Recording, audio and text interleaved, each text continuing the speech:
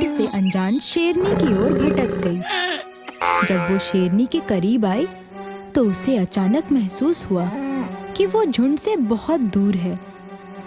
गाय को डरा हुआ देख शेरनी ने उसे आश्वस्त किया, डरो नहीं, मैं तुम्हें नहीं मारूंगी। मैंने अभी बहुत अच्छी भोजन की है, इसलिए तुम सुरक्षित हो।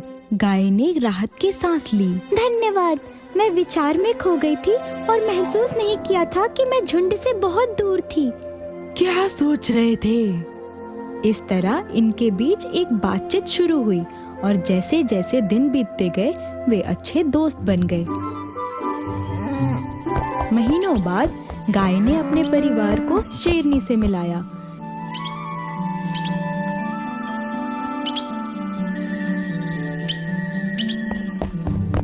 युवा शेर और बैल भी अच्छे दोस्त बन गए।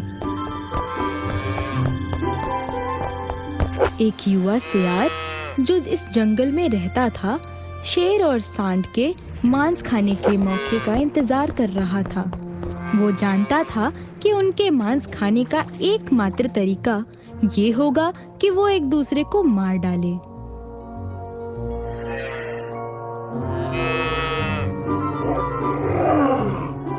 एक दिन युवा सियार ने शेरनी और गाय की मौत की खबर सुनी। वो जानता था कि उसकी चाल चलने का समय आ गया है। वो शेर के पास गया। अब जब आपके माता पिता नहीं रहे, बैल सोचता है कि वह आपसे छुटकारा पा सकता है और राजा के रूप में आपकी जगह ले सकता है। मैं आपको सिर्फ सावधान रहने की चेतावनी दे रहा हूँ। आप उसके आचरण में बदलाव देखेंगे। शेर ने सियार की बातों पर एकदम भी ध्यान नहीं दिया। सियार बैल के पास गया। मेरे दोस्त, मैंने शेर को यह कहते हुए सुना है कि आप कायर हो। आपको अन्य जानवरों से बचने के लिए उसकी जरूरत है।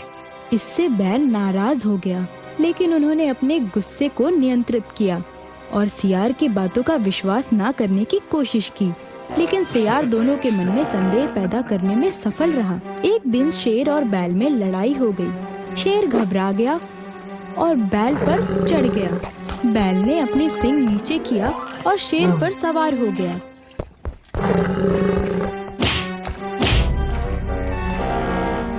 ये लड़ाई घंटों तक चली क्योंकि वो दोनों ही बहुत ताकतवर थे। लड़ाई के अंत में बैल और शेर दोनों ही मर गए।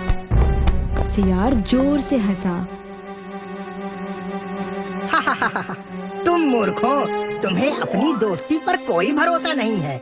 मैंने एक दूसरे का भरोसा तोड़ते हुए उन्हें बांट दिया, इसे अपने फायदे के लिए इस्तेमाल किया। अब मैं एक सप्ताह के लिए तुम्हारे मांस पर दावत दूंगा।